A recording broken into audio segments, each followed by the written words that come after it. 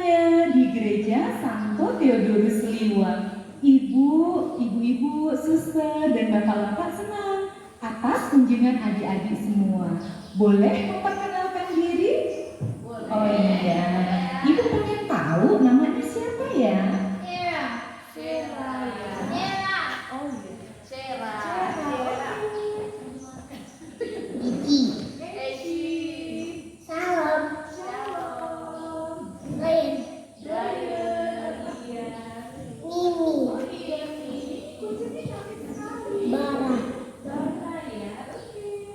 Bara.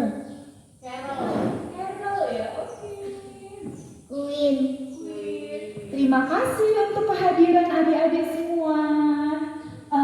Pagi ini Ibu akan membacakan cerita. Siapa yang mau dibacakan cerita? Oke. Aku punya buku itu di rumah. Punya buku juga di rumah? Ya, dengan Ibu ya. Boleh Ibu bacakan buku cerita? Baik, terima kasih. Kenalkan nama Ibu Eni. Oh, udah tahu ya?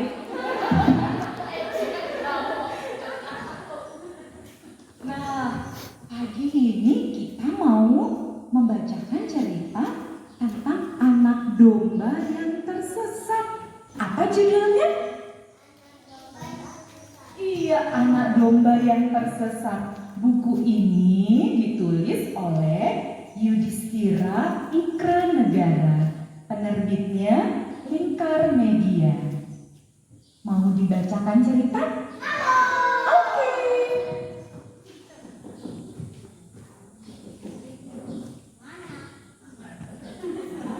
Sabar ya, Clara. Ini kayaknya cucunya Ibu Mania Limbong ini. Pagi itu, Dombi dan ibunya sedang asik makan rumput. Karena sudah sore. Oh iya, maka betul sekali. Kayak apa? Waduh, seperti Goliat ya. Maka ibu Dombi mengajak pulang. Namun tidak dihiraukan oleh Dombi. Betul, diciptakan oleh Tuhan. Tapi dia asik makan rumput. Jadi tadi Dombi itu makan apa tadi? Makan rumput. Waduh, kita lihat lagi halaman berikutnya.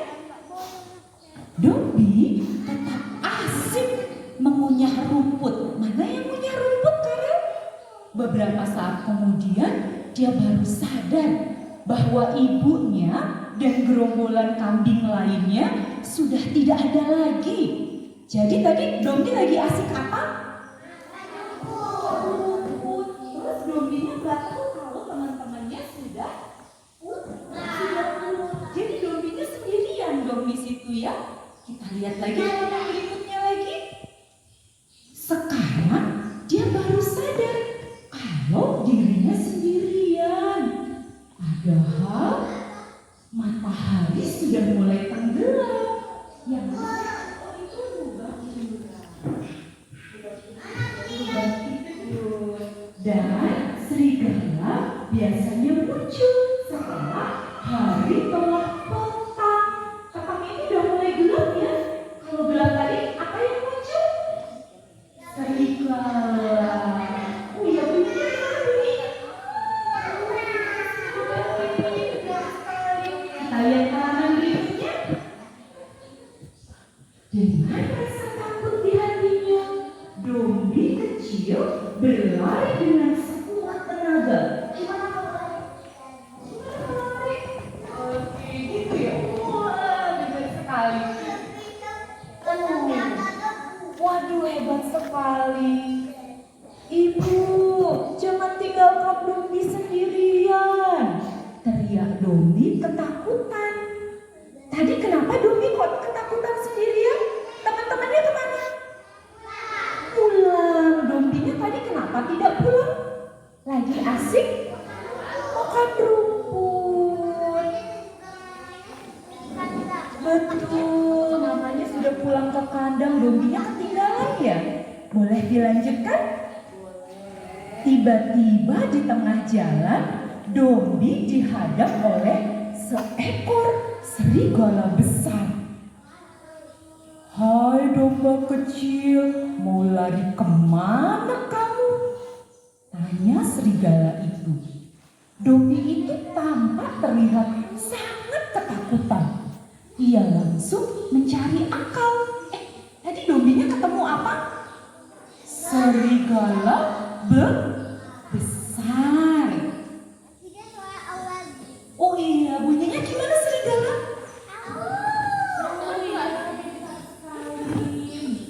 Wahai tuan serigala yang baik, aku tuh hanya seekor domba kecil yang malang. Jika kau ingin memakanku, silahkan.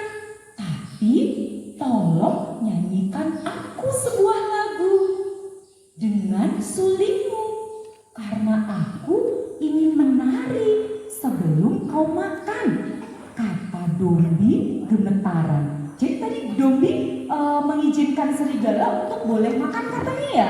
Yang penting dombinya minta diapain tadi? Iya, diapain ya? Iya. Dengan diiringi apa? Suara apa tadi? Diiringi suara alat musik apa?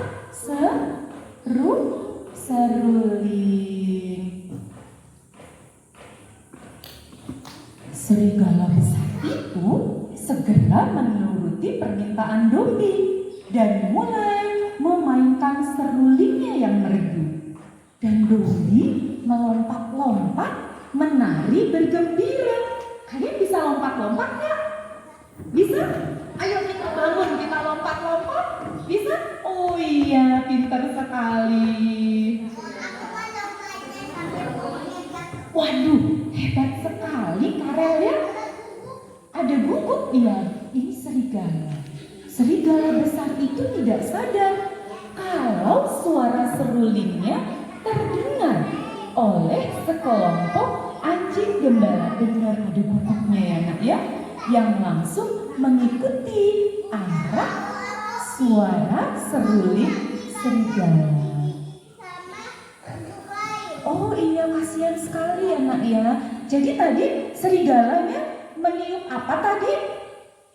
Seruling. Karena serigalanya meniup seruling, yang datang apa tadi? Rombongan? Iya, rombongan anjing. Benar sekali. Oh iya ya, benar. Betapa terkejutnya serigala besar itu ketika ia melihat sekelompok anjing-anjing gembala.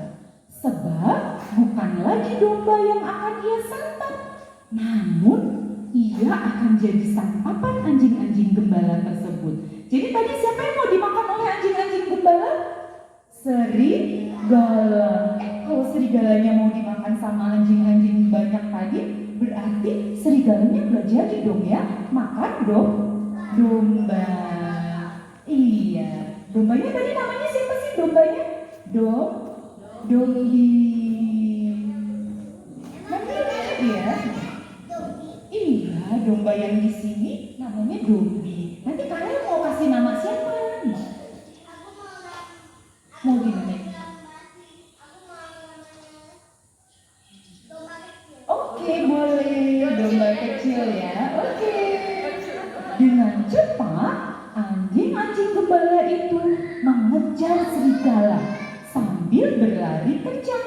Serigala besar itu bergumam, "Aduh, bodohnya aku. Harusnya langsung aku makan aja domba kecil tadi." Dombanya nggak jadi dimakan karena apa? Iya, karena serigalanya meniup seruling. Kemudian yang datang apa? Gugur. Yang datang segerombolan anjing. Iya, benar. Kini Dombi sudah kembali berkumpul dengan ibu dan rombongannya. Ia merasa tenang dan nyaman berada di samping ibunya. Kalian kalau di samping ibu senang gak? Senang? Iya, Dombi juga senang, betul. Nah, sekarang kita mau dari cerita ini, siapa sih yang bisa ceritain kembali siapa? Ada nggak yang bisa menceritakan kembali? Ayo, siapa yang bisa ceritain? Apa sayang? Oh, yang bisa cerita. Kalau adik bisa cerita nggak? Oh enggak. Baik. Tadi kalau si Dombi itu lagi seru makan, terus dia lupa untuk pulang. Berarti kalian boleh nggak seperti itu? Kalau main sebelum sore harus sudah pulang. Kalau tidak pulang nanti takutnya ada bahaya. Ya, iya. Ada apa nak? Oh, ada penculik anak. Betul. Nah, jadi dari cerita ini kita anak-anak semua harus nurut dengan orang tua. Kalau main tidak boleh lupa waktu. Tidak baik bermain sendiri. Baik, terima kasih anak-anak sudah menyimak cerita. Apa tadi judulnya? Anak domba yang tersesat. Oke. Nanti ya, sekarang suster akan berkenalan dengan anak-anak semua. Siapa yang masih ingat ibu siapa tadi yang cerita? Bukan. Nah, kelihatan orang dalam. Siapa yang tahu nama kepala sekolah TK Negeri 1? Siapa? Siapa? Ya. Bundaris. Mana Bundaris ini? Bundaris ada? Oh, ya. Terima kasih. Terima kasih anak-anak. Senang nggak ke sini? Berada di sini. Ini namanya gereja apa? Tadi sudah disebutkan.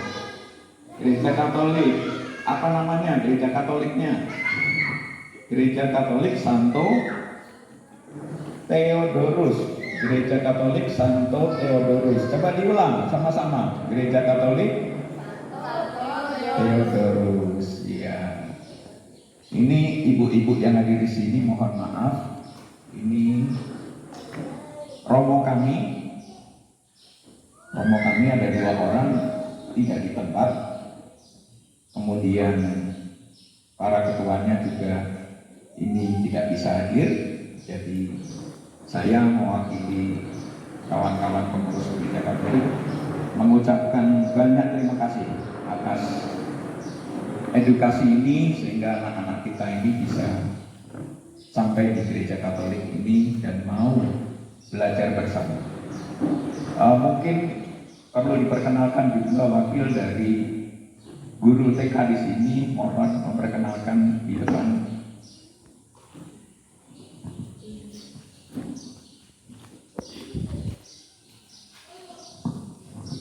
Terima kasih.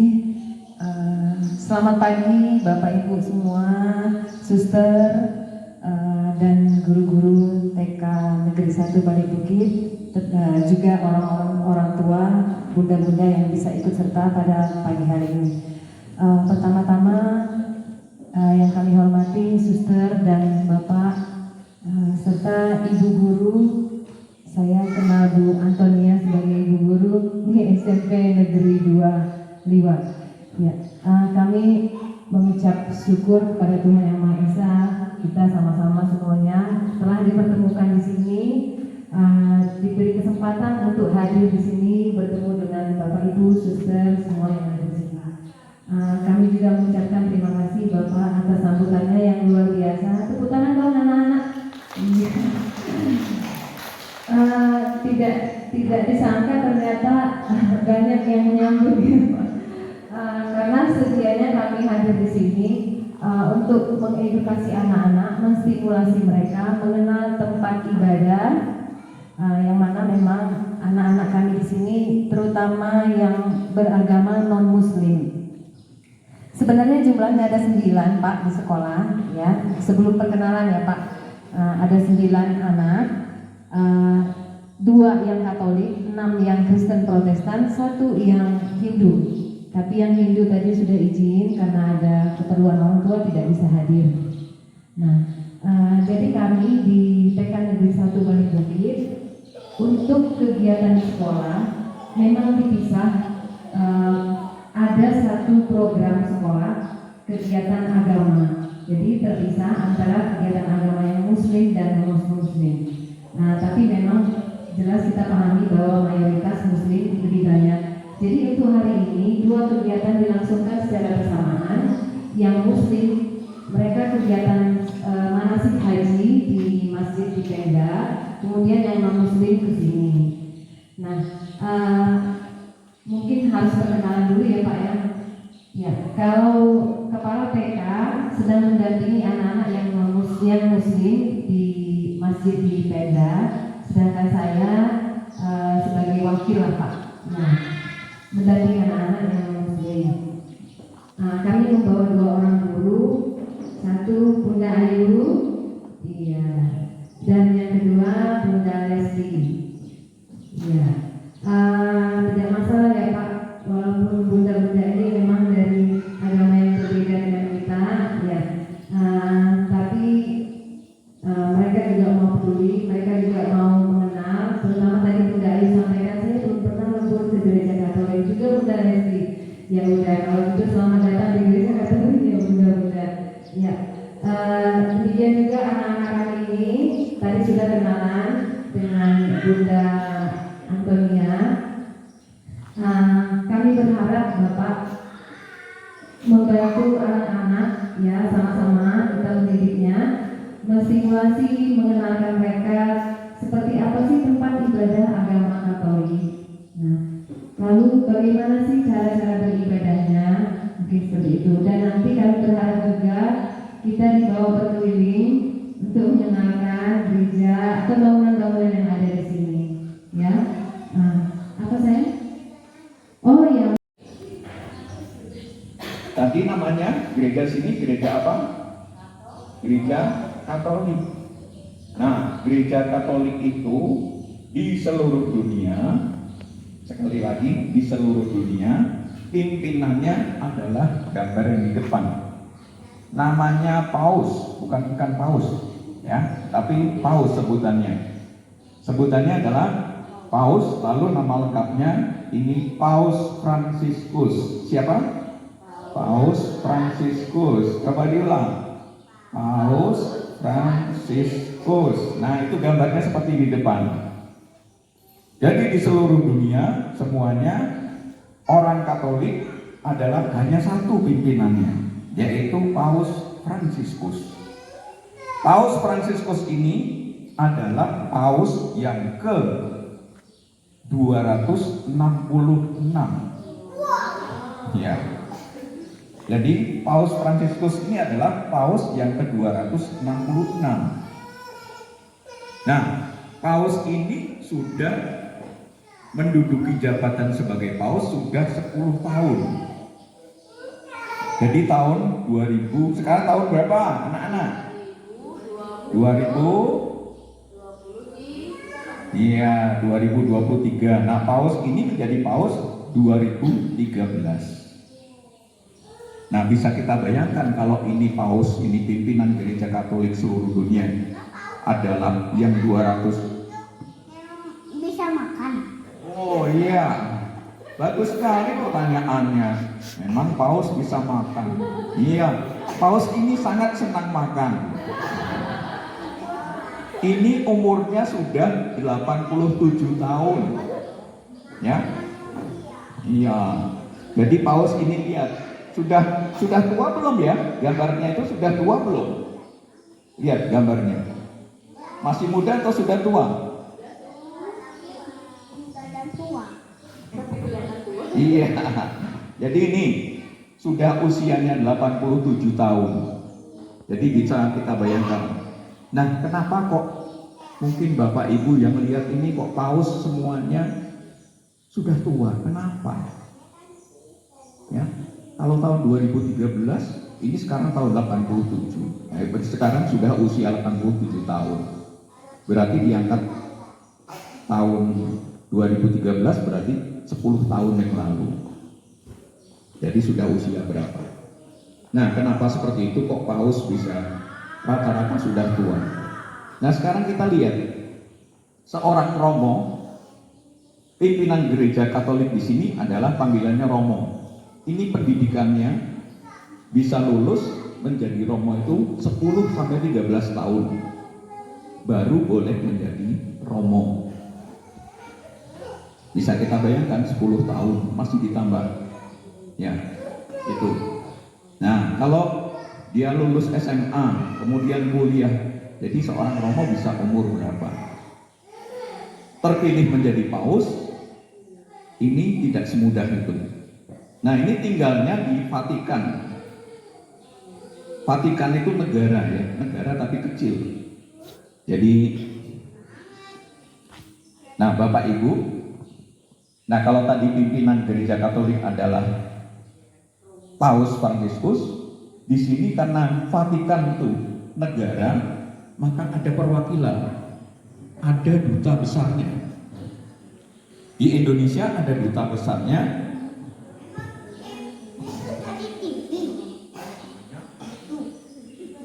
Oh iya, siapa coba itu? Pak Presiden atau siapa? Ada Pak Presiden nggak di situ di gambar itu? Siapa nama Pak Presiden kita? Iya, Joko Widodo. Iya, Pak Joko Widodo. Yang mana Pak Joko Widodo? Yang kanan atau yang kiri? Yang pakai baju apa? Iya, pakai jas biru. Nah, ibu-ibu sekalian, karena Vatikan itu menjadi negara, maka ada perwakilannya. Oh iya, ini ada duta besarnya. Jalannya jelek. Oh iya, di Lampung jalannya jelek ya, baru dibetulin katanya. Ya.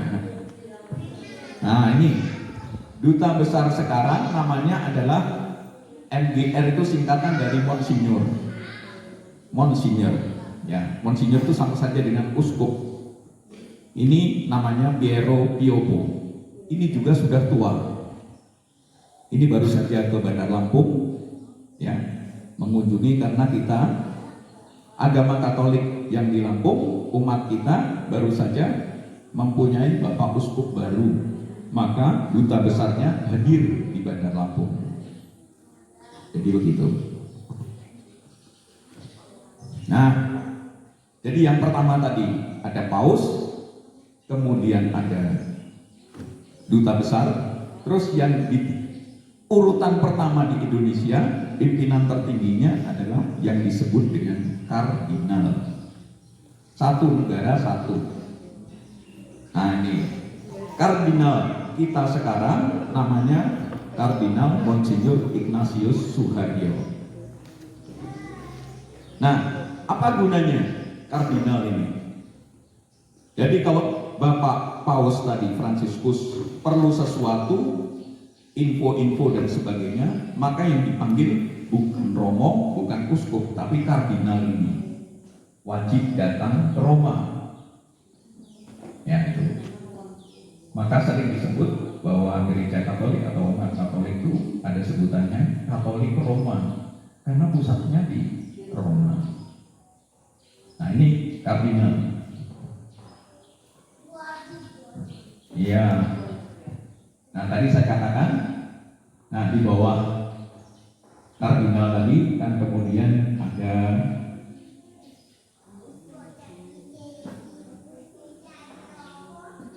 kebetulan ini gambar Bapak Uskupnya ini belum ada. Ya, kita baru saja mempunyai Bapak Uskup baru. Jadi di bawah kardinal tadi ada Bapak Uskup. Uskup yang sekarang namanya Monsinyur, agak sulit, Vincentius Setiawan Triatmojo. Ya, cukup panjang. Nama-nama orang Katolik itu selalu diawali dengan nama baptis. Nah, seperti ini kan, Ignatius. Ya, suster ini, Suster Maria, kemudian ada namanya. Saya juga Zakarias Bambang baru ya. Nah, di bawah Bapak Uskup. Nah, di bawah Bapak Uskup untuk suatu paroki, ini sebutannya paroki ya. Jadi paroki Santo Theodorus. Pimpinan gereja kita di Liwa ini adalah Romo. Nah, romonya siapa? Ini yang pakai baju merah, pakai jubah merah. Siapa anak-anak yang pakai jubah merah tuh? Romo.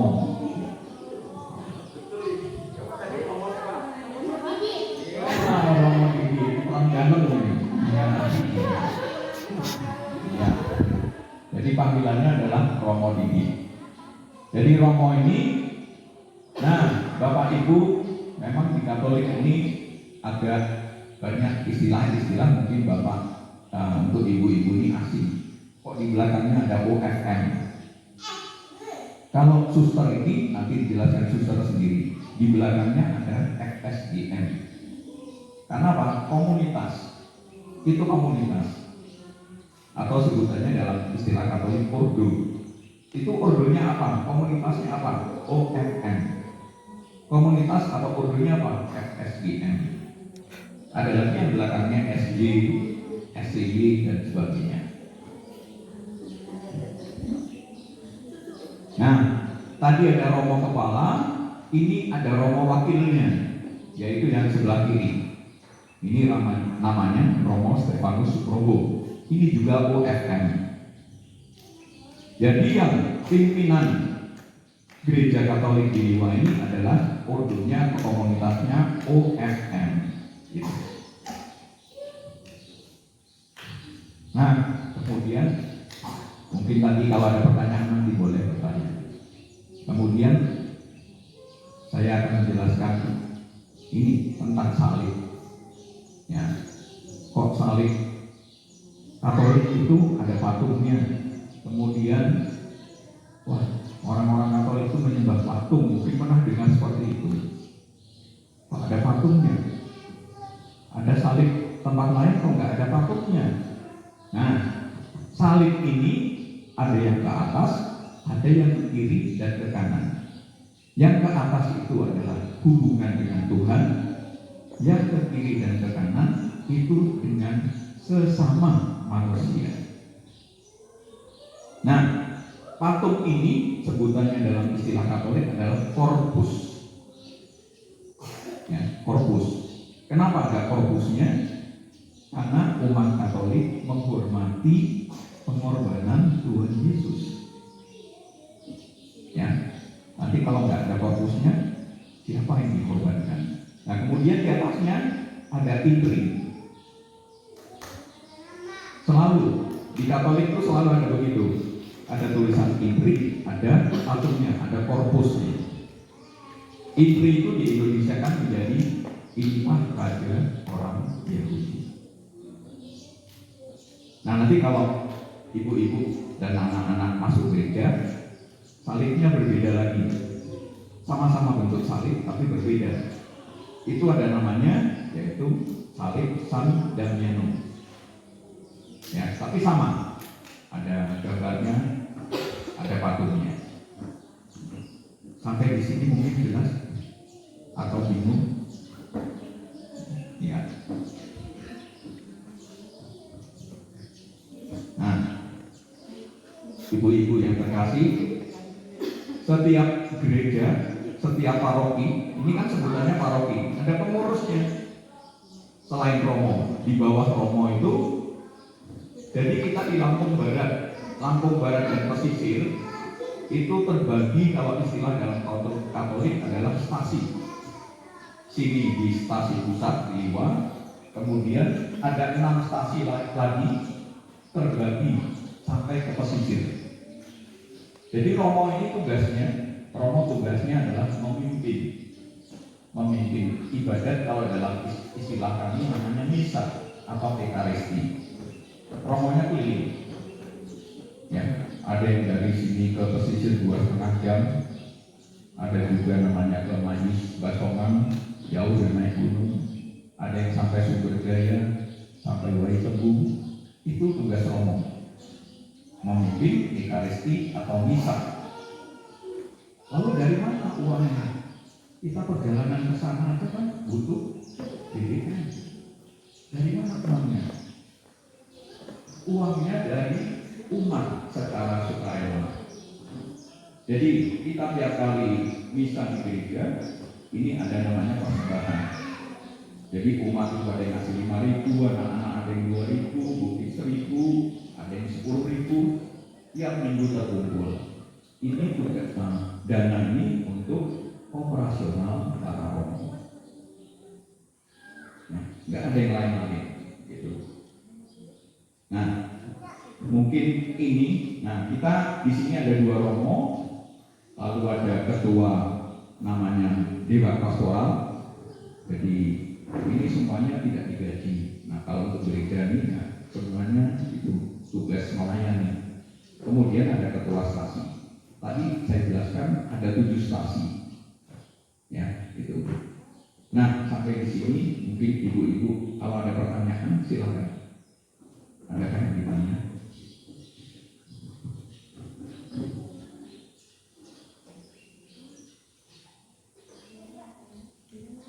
Anak-anak ada yang mau ditanya? Ya.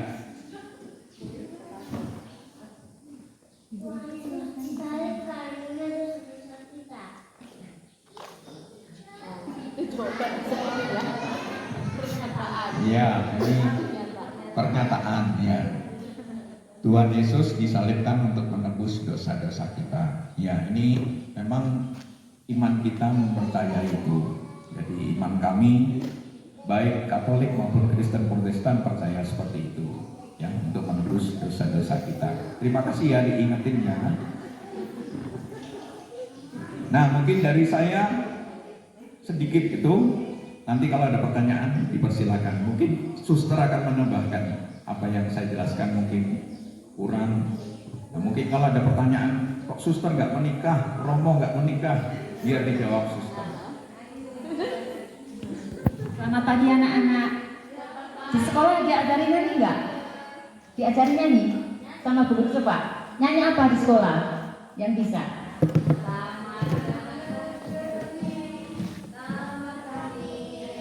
Siapa berani di sini memimpin? Ada yang berani? Ayo maju, ayo maju pintar, ayo sini. Ke depan, ayo. Suster soalnya nggak bisa lagunya ini, lagu baru ya, ayo. Yuk pakai mic, yuk. Ada dong kakaknya. Ya. Ayo. Taman kanak-kanak negeri. Satu, dua, tiga. Taman kanak-kanak negeri. Tempat kami indah ceria. Taman kanak-kanak negeri. Tempat kami bermain dan bekerja. Kami gembira. Kami gembira. Kami gembira. Kami gembira semua.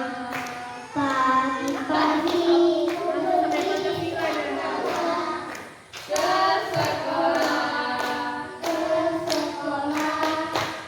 sekolah itu tempat belajar supaya kami pintar menunggu berbaring satu persatu duduk di bangku selagi kami bertemu selamat pagi bersama. Selamat pagi Bunda, selamat pagi Bunda, selamat pagi semua. Selamat pagi Bunda, selamat pagi Bunda, selamat pagi Merdeka. Terima kasih anak-anak, pintar sekali. Tepuk tangan untuk semuanya. Luar biasa, suaranya bagus sekali ya. Oke ya. Nanti Kalau di jalan kan ada yang keliling sana ada tanaman bunga ya. Nanti bisa nyanyi nggak? Lihat apa?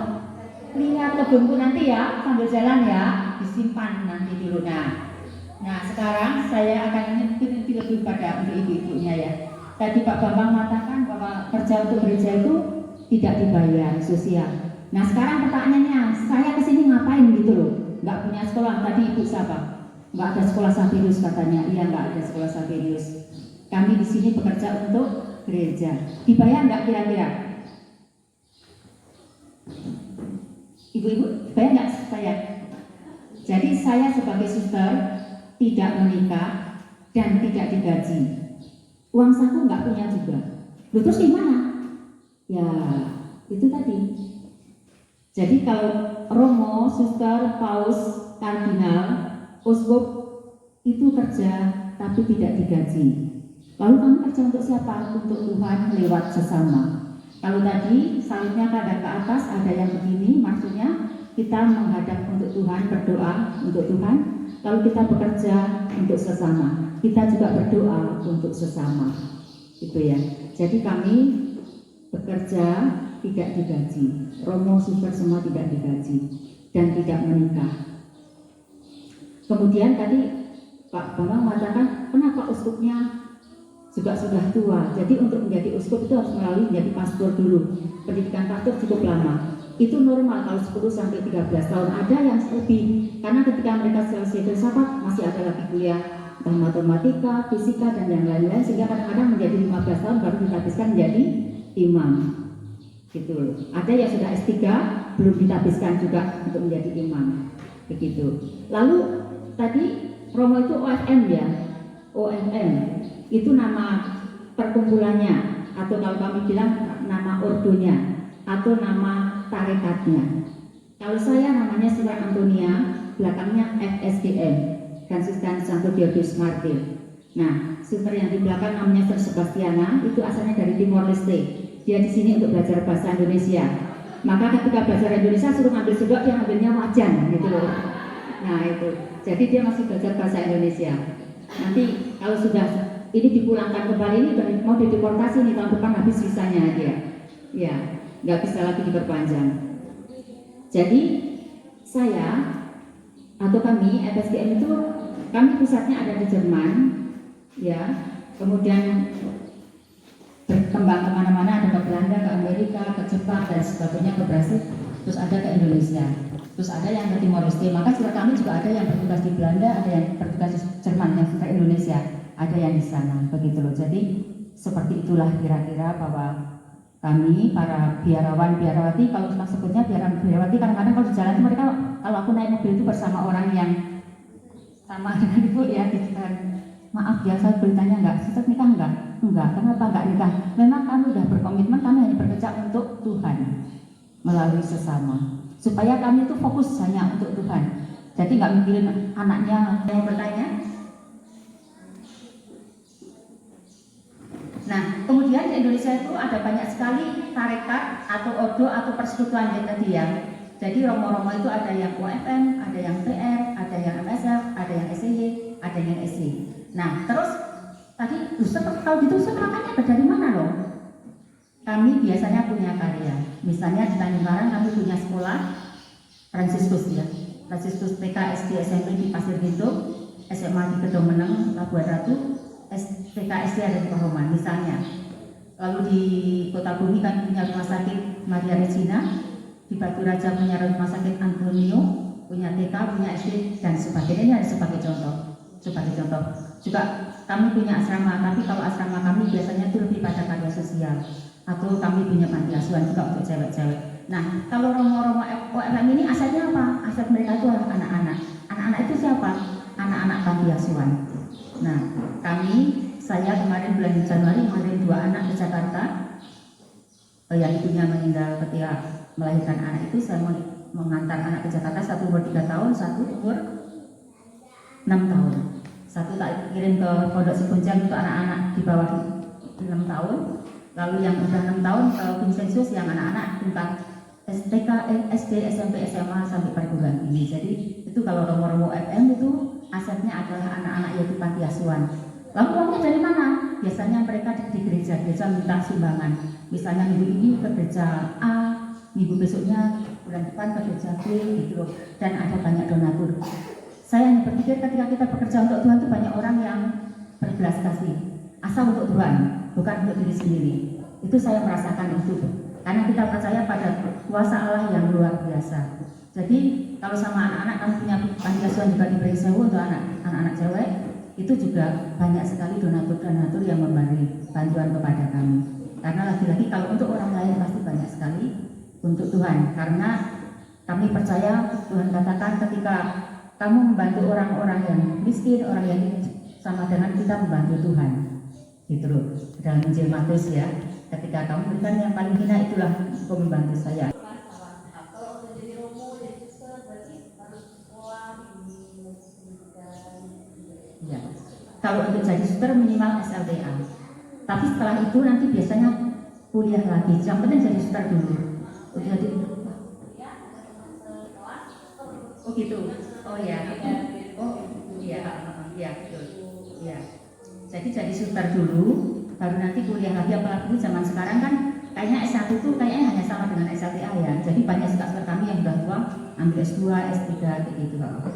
Terus untuk menjadi uskup itu kuliahnya pasti harus ke luar negeri. Nggak mungkin uskupnya yang kuliah di Indonesia. Walaupun dia S3, karena nanti kalau pertemuan-pertemuan dengan Bapak Paus di Vatikan itu mesti menggunakan bahasa asing. Jadi itu syaratnya mereka pasti lulusan dari luar negeri dan bukan S2 lagi, biasanya udah S3 untuk menjadi uskup begitu. Dan lulusan luar negeri. Biasanya yang uskup kemarin lulusan dari Prancis, yang uskup sebelumnya lulusan dari Roma, Italia gitu. Jadi secara umum yang uskup sebelumnya yang meninggal lulusan dari Jerman. Seperti itu. Jadi semua lulusan luar negeri sehingga mereka bisa menguasai bahasa asing. Karena nanti setiap berapa tahun sekali itu ada pertemuan di Roma dan Bapak Paus itu ketemu sama seluruh uskup seluruh dunia. Gitu. Jadi mereka harus bahasa minimal bisa bahasa Inggris. Gitu. Ya. Ya. Ada lagi? Terima kasih. Oke. Mereka boleh memilih jurusan pendidikan. Kalau untuk jadi romo itu mereka harus filsafat dan teologi. Ya, jadi itu. Nah, nanti kalau kan misalnya romo Yesuit ya, romo SY itu mereka punya sekolah yang terkenal di Jakarta. Kan Yesus semuanya cowok. Di Jogja namanya di Brito, anaknya Mbak Desi, kakaknya Brian sekolah di SMA di Brito, itu cowok semua, rambutnya boleh gondrong dan mereka tidak seragam sekolahnya. SMA di Brito itu anaknya ini Mbak Desi, itu di SMA di Brito itu nggak seragam sekolahnya dan rambutnya boleh gondrong. Nah, maka romo-romonya selain sekolah filsafat dan teologi, mereka ada yang kuliah kayak matematika, fisika, bahasa Inggris dan sebagainya. Gitu loh. Jadi itu nanti yang menentukan pimpinannya.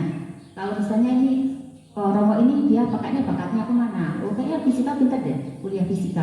Bakatnya ke pertanian, kuliah pertanian. Terus ada yang jadi dosen UGM, ada juga romo yang jadi dosen UGM juga ada. Jadi tidak hanya di sekolahnya sendiri. Romo SY ada yang dosen dari Amerika, dia dosen di UGM juga, buka program S2. Ini sebagai contoh, ya kayak gitu. Jadi yang nomor satu untuk jadi romo harus filsafat dan teologi untuk jadi romo. Tapi untuk kalau jadi suster minimal SLTA. Gitu, habis itu nanti baru kuliah lagi. Begitu.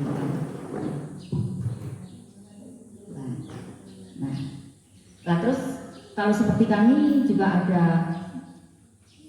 tadi ya ada Paus ya, Paus pimpinan orang Katolik seluruh dunia. Di bawahnya ada kardinal setiap negara. Nah, di bawahnya kardinal setiap negara itu ada uskup-uskup. Jadi seperti di Indonesia itu uskupnya ada di bawah, di atas 20 uskup ya, di atas 20 uskup. Nah, jadi kalau ada apa-apa peraturan dari atas turun, kita nggak bisa sembarangan ya. Itu lewat kardinal lewat uskup membawai paroki membawai stasi-stasi tadi, strukturnya seperti itu sehingga orang Katolik atau umat Katolik tidak bisa sembarangan, misalnya sekarang begini, enggak, semuanya dari atas. Tapi juga kita ini tidak, kalau yang dulu yang bisa masuk surga hanya orang ini toh. Ya sekarang tidak, setiap kali kita lihat lagi namanya konsili. Jadi oh ini nggak salah, nggak benar ini. Kan yang dulu tuh nggak benar. Kalau gitu sekarang lihat, oh semua orang juga bisa masuk surga. Misalnya kasihan dong orang udah sembayangan terus puasa 4 hari nggak bisa masuk surga kan? Nah jadi juga orang yang lain juga bisa masuk surga. Gitu. Jadi ini namanya lewat konsili yang dibicarakan pada para uskup dan kardinal di seluruh dunia untuk bicara di Roma, tepatnya bisa berpindah-pindah sih ya, tapi bersama dengan Bapak Paus begitu. Itu jadi setiap kali mesti ada berkembang. Nah sebelum itu ada sinode yang lewat gereja stasi, paroki, nanti lewat sampai keuskupan, keuskupan sampai dengan tingkat Indonesia gitu, tingkat KWI namanya. Cukup atau masih ada? Supaya nggak penasaran. Ya. Dan kami para imam, para biarawan biara itu bergaul kemiskinan, ketaatan dan kemurnian. Makanya kami harus taat pada pimpinan kami. Kalau Romo juga taat pada uskup taat pada kardinal juga taat pada pimpinan pada paus. Kalau saya juga taat pada pimpinan saya juga mendengarkan anak-anak misalnya, taat tidak harus pada pimpinan tapi juga mendengarkan misalnya laki-lakian apa, susah kayak gini aja ya kata anak-anak orang muda, oh iya. Artinya taat itu mendengarkan juga tidak hanya pimpinan tapi juga sesama atau mungkin anak-anak yang murid gitu. Kalau saya guru misalnya, saya juga mendengarkan anak-anak, artinya seperti itu. Kalau memang saya salah, sama ya maaf, saya tadi salah, misalnya seperti itu. Gitu. Lalu bajunya kok iya kan kalau kemiskinan, jadi bajunya nggak boleh ganti-ganti dalam arti ya cuma kayak gini sampai supir-supir ya udah masih dipakai. Karena kalau kemiskinan bajunya tidak banyak. Karena juga kalau tiap kali pindah-pindah tempatnya, nggak di satu tempat sampai mati tidak. Kecuali kalau udah memang harus masuk rumah sakit, rumah jompo ya gitu. Ada lagi?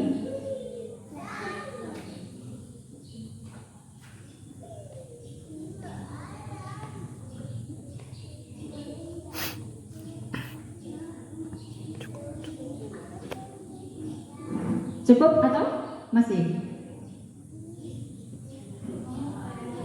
Enggak.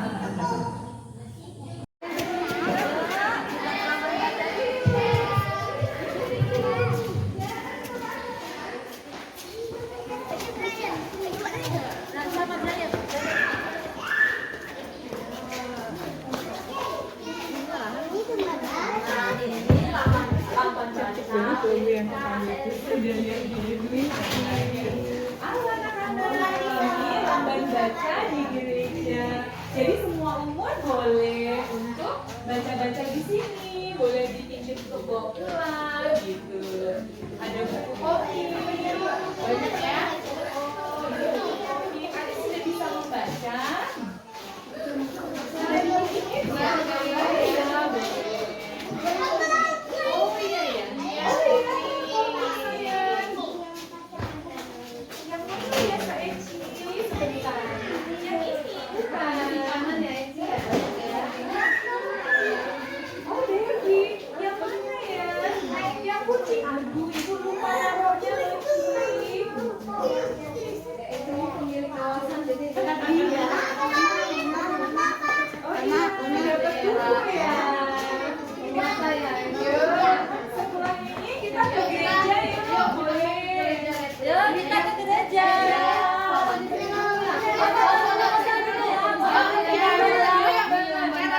Baca. Oke, jangan berisik ya, jangan lari-lari.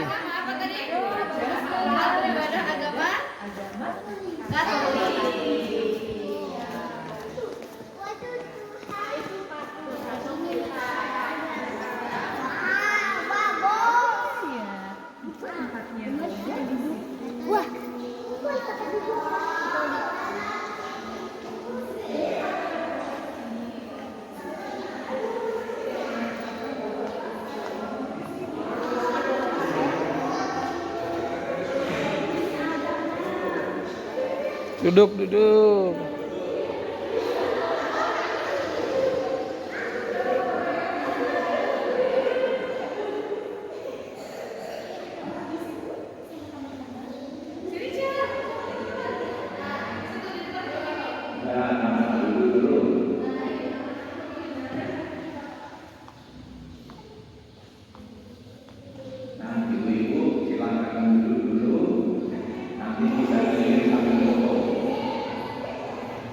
Jadi anak-anak, ibu-ibu, inilah kalau dalam gereja kami mungkin sama dengan yang lain, ini disebut dengan altar, ya, meja altar. Nah kemudian di depan itu ada salibnya berbeda, seperti yang saya katakan tadi. Tadi gambar salibnya seperti itu, ini beda lagi. Inilah yang disebut dengan salib San Damian. Jadi sama, ada korpusnya. Kemudian di bawah salib itu ada namanya tabernakel. Nah, tabernakel. Nah, makanya ya maaf kalau baik Romo maupun siapapun yang mau naik altar ini selalu berlutut ketika mau naik. Ya, kita mungkin berbeda, tapi itulah penjelasan saya. Jadi siapapun yang mau naik altar ini menghormati tabernakel itu. Apa dalamnya isinya tabernakel? Yaitu di situ ada sakramen Maha Kudus namanya. Isinya seperti roti, gusti yang bulat itu. Jadi bulatan putih. Nah itu kalau kita misa atau ekaristi dikasih satu-satu. Nah kita menghormati di dalam tabernakel itu. Itulah kalau ada misa atau ekaristi ada perubahan. Yang air anggur itu menjadi darah Kristus, kemudian rotinya itu menjadi tubuh Kristus. Kami mempercayai, maka kita menghormati satu itu, jadi selalu begitu. Nah kemudian jumlah umatnya di sini kurang lebih kalau terisi penuh ya 100 sampai 120-an kalau terisi penuh. Kemudian di samping kiri kanan juga biasanya diisi anak-anak. Ada yang bertanya mungkin? Oh ya, ya. Ini di gambar-gambar di kiri kanan di dinding. Ini ada gambar kalau kita hitung jumlahnya 14. Gambar ini jumlahnya 14. Jadi yang pertama itu nomor 1 di sebelah kiri ibu gambar itu, dan sebelah kiri yang saya tunjuki, dan di depan mulai nomor 1 terus ke belakang 2, 3 terus keliling inilah nomor 14. Ini apa? Yaitu menceritakan kesengsaraan Tuhan Yesus. Kesengsaraan Tuhan Yesus. Nah makanya kita kalau mendekati Paskah, kita ada jalan salib. Jalan salib kita menghormati kesengsaraan Yesus mulai dari perhentian pertama, kedua, ketiga sampai 14. Nah kemudian di depan juga ada patung Maria dan juga patung Yesus. Mungkin nanti lebih lanjut mungkin suster bisa menjelaskan. Saya juga punya pengalaman nanti berbagi untuk budaya kedua. Gini, saya waktu itu bukan kaget. Saya kebetulan pernah ke Mesir. Kita tahu Mesir itu kan negara Muslim. Lalu saya berkunjung di situ ada sebuah gereja. Dan di gereja itu di Mesir ini semuanya tulisannya Arab. Nah kenapa? Memang bahasanya Arab. Ya. Lalu tulisan di sini semuanya berbahasa Arab. Jadi itu di Yordania juga demikian, gereja juga tulisan Arab. Jadi semakin kita wawasannya jelas, maka semakin saya memberikan apresiasi untuk Buddha kedua. Kita belajar bersama-sama. Inilah saling memahami. Terima kasih. Terima kasih.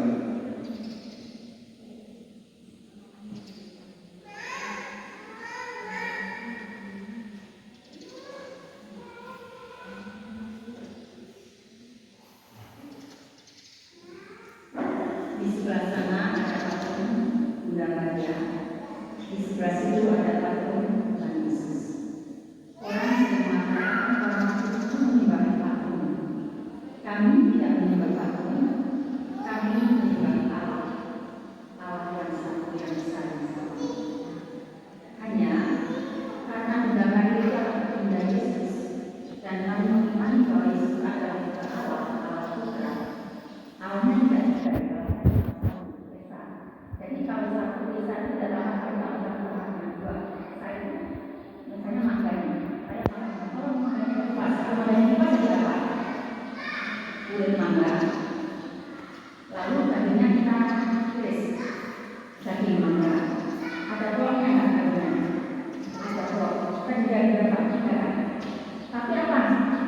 desainnya itu menjadi mangga. Tapi ketika dikupas Kelinci. Iya, kelinci. Mantap ke sana.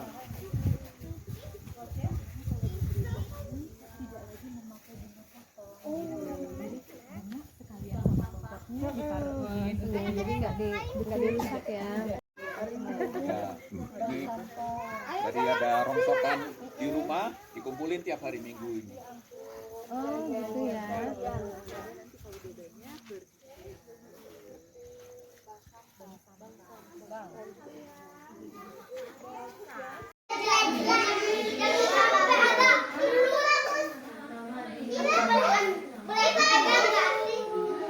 Boleh pegang kalau bisa, coba pegang. Berani nggak pegang? Ini rumah Romo ya.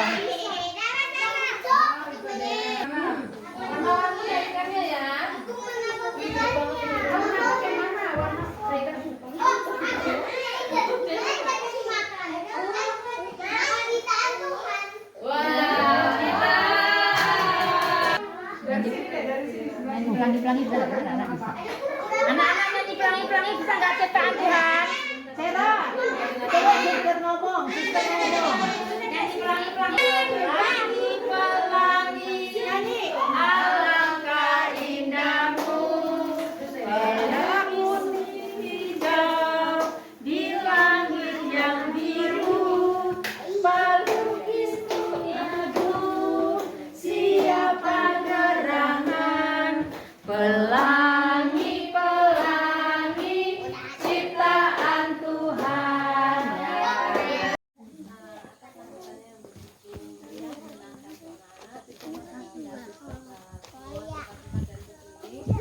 Luar biasa sambutan dan pelayanannya kepada kami. Ucapan terima kasih yang terhingga ya Pak ya. Semoga apa yang kita dapatkan pengetahuan ilmu pada hari ini dapat bermanfaat untuk mereka kelak. Mereka bisa mengembangkan dirinya sesuai dengan salam dari Ibu Kepala TK. Tidak ada yang bisa kami berikan, hanya kenangan. Semoga untuk sekalian dan